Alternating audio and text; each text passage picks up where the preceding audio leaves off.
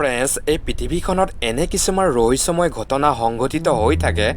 যাৰ উত্তৰ বিচাৰি পোৱাটো আমাৰ বাবে সম্ভৱপৰ নহয়গৈ আৰু আজি মই আপোনালোকক এনে ধৰণৰ এক ৰহস্যময় সত্য ঘটনাৰ বিষয়ে ক'বলৈ গৈ আছোঁ যিটো ঘটনাৰ এটা মান্যতা আছে এক পৰম্পৰা আছে গতিকে বলকচোন ভিডিঅ'টো আৰম্ভ কৰোঁ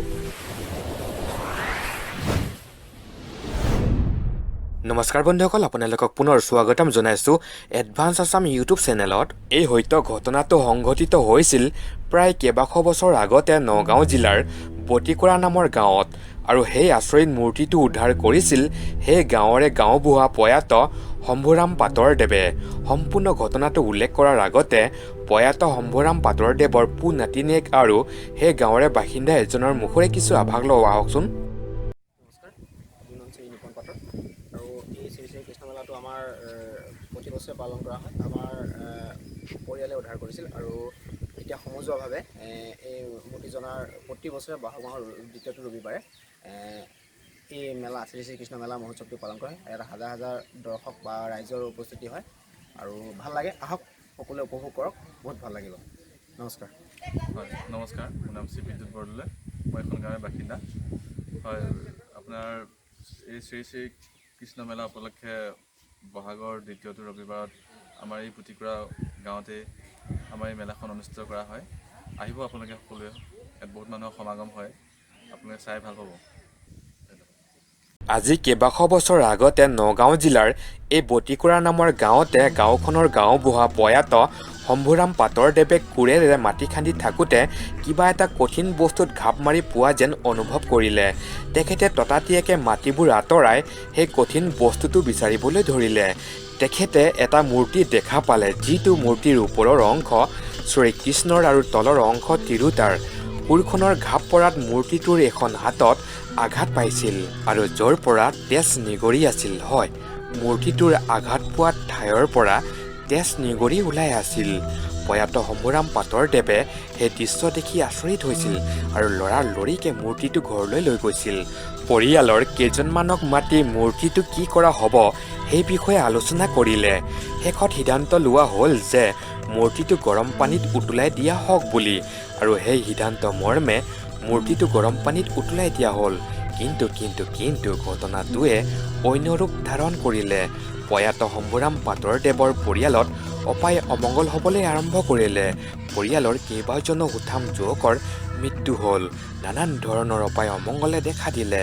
পৰিয়ালৰ কোনো লোকৰে শান্তি নাইকিয়া হ'ল ইয়াৰ উপায়ৰ বিষয়ে পৰিয়ালৰ সকলোৱে চিন্তা কৰি থাকোঁতেই এদিন ৰাতি সপোনত এজনে দেখা পালে যে মূৰ্তিটোৰ বিষয়ে সকলো ৰাইজকে অৱগত কৰি প্ৰত্যেক বছৰ বহাগ মাহৰ দ্বিতীয়টো দেওবাৰে শ্ৰী কৃষ্ণ মহোৎসৱ উদযাপন কৰিলে ইয়াৰ পৰা তেওঁলোকে ৰেহাই পাব বুলি আৰু সেই সপোনৰ নিৰ্দেশানুসৰি ৰাইজৰ সেৱা লৈ গোটেই ঘটনাটো ৰাইজক বিৱৰি কোৱা হ'ল আৰু বহাগ মাহৰ দ্বিতীয়টো দেওবাৰে শ্ৰী কৃষ্ণ মেলা মহোৎসৱ আয়োজন কৰিলে ইয়াৰ লগে লগে সকলো উপায় অমংগল দূৰ হৈছিল আৰু আজি পৰ্যন্ত সকলো ৰাইজে সেই শ্ৰী কৃষ্ণ মেলা মহোৎসৱ উদযাপন কৰি আহিছে আৰু এই নামঘৰটো ৰাইজৰ সহযোগত যোৱা 1901 চনত নিৰ্মাণ কৰিছিল আৰু শ্ৰী কৃষ্ণ মেলা মহোৎসৱৰ দিনাখন সেই ৰহস্যময় মূৰ্তিটো নামঘৰৰ পৰা মেলা ঠাইলৈ লৈ যোৱা হয় সসন্মানেৰে আৰু নাম কীৰ্তন গোৱা হয় এনেদৰে গোটেই দিনজোৰা ভক্তিভাৱেৰে ৰহস্যময় মূৰ্তিটোৰ থাপনাৰ সন্মুখত হৰিনাম গোৱা হয় আৰু আজি পৰ্যন্ত সেই প্ৰথা চলি আহিছে আৰু আমিও এই ঠাইলৈ আহিবলৈ পাই নিজকে সৌভাগ্যৱান বুলি অনুভৱ কৰিছোঁ আপুনিও এদিন সময় উলিয়াই বহাগ মাহৰ দ্বিতীয়টো দেওবাৰে নগাঁও জিলাৰ এই botikora নামৰ ঠাইলৈ আহি শ্ৰী কৃষ্ণ মেলা মহোৎসৱ উপভোগ কৰিবচোন মনটো প্ৰসন্ন হৈ পৰিব মনলৈ এক অজান শান্তি নামি আহিব ফ্ৰেন্স এইটোৱে হৈছে সেই ৰহস্যময় মূৰ্তিটো যিটো ওপৰৰ অংশ শ্ৰীকৃষ্ণৰ আৰু তলৰ অংশ তিৰোতাৰ আপোনালোকে নিশ্চয় দেখা পাইছে আৰু এই ৰহস্যময় মূৰ্তিটোৰ পৰাই তেজ ওলাইছিল ফ্ৰেন্স আপুনিও যদি মোৰ দৰে ভগৱান বিশ্বাস কৰে তেন্তে নিশ্চয় এতিয়া এটা লাইক কৰিব এতিয়া বলকচোন মেলাৰ দৃশ্য উপভোগ কৰোঁগৈ এয়া আপোনালোকে নিশ্চয় দেখা পাইছে এখন বিশাল পথাৰৰ মাজত মেলা আয়োজন কৰিছে বৰষুণ পৰাৰ বাবে কিছু অসুবিধাৰ সৃষ্টি হৈছে কিন্তু তথাপিও মানুহৰ সমাগম কমা নাই বিভিন্ন ঠাইৰ পৰা মানুহবোৰ আহিছে আৰু মেলা উপভোগ কৰিছে আপোনালোকেও সেই দৃশ্য উপভোগ কৰকচোন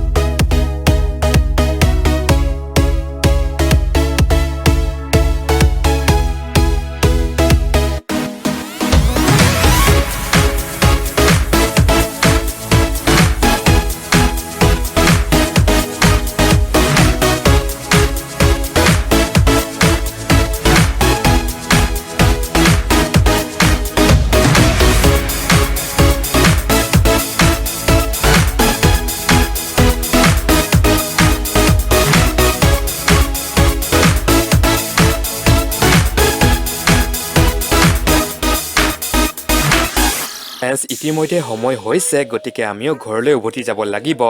যিমান পাৰোঁ আপোনালোকক মেলাৰ দৃশ্য তথা মূৰ্তিটোৰ দৃশ্য দেখুৱাবলৈ চেষ্টা কৰিলোঁ আৰু এই সত্য ঘটনাটোৰ বিষয়ে আপুনি কি ভাবে নিশ্চয় কমেণ্ট কৰি জনাব আৰু গ্ৰুপবোৰত যিমান পাৰে শ্বেয়াৰ কৰিব যাতে ইয়াৰ বিষয়ে সকলোৱে অৱগত হ'ব পাৰে আৰু আপুনি যদি নতুন তেন্তে এনেধৰণৰ ভিডিঅ'বোৰ পাই থাকিবৰ বাবে এডভান্স আছাম নামৰ ইউটিউব চেনেলটো ছাবস্ক্ৰাইব কৰিব আৰু কাষতে থকা বেল ছবিটো টিপি দিব ধন্যবাদ জয় আই অসম